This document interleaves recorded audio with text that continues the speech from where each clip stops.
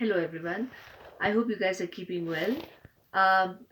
Today this is I'm taking a video with class 8th and A and B, and we are starting a new chapter. This is on page number 78. If you can turn to page number 78, my encounter with Lord Linchmere. I just realized that we have done a fair good amount of portion of poetry, so I thought let me just start with some fiction. Um, before we get onto the chapter, I hope you remember that there are different categories of stories that we do. One is called fiction. Fiction means something which is made up, something which is not real. It's a cooked up story. You can say that.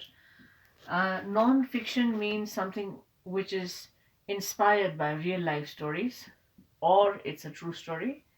Autobiography is when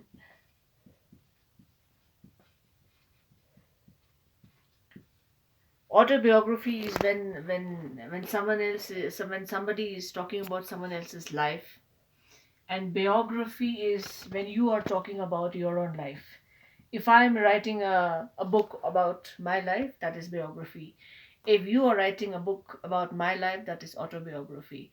And even when you are trying to buy storybooks or novels, if you every time whenever you buy, there's a spine. When you look at the spine of the book, sometimes it tells you the group or a category of the book that you are reading, or it would be written on the barcode at the back side of the book. So this is what I'm trying to do. What we are reading today is a fiction. And have you ever just give me one sec. Have you ever heard of a series of books called Sherlock Holmes?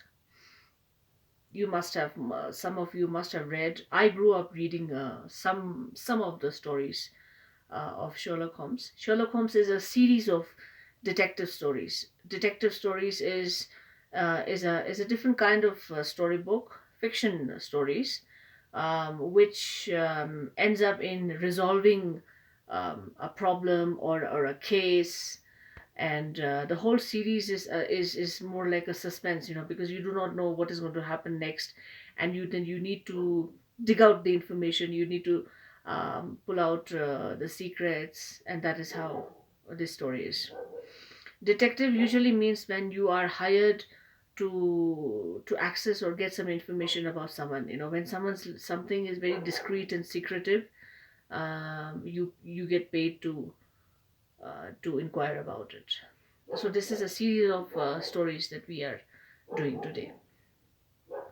When we start the chapter, the first thing that the chapter says is, what do you understand by the statement, face is the index of character?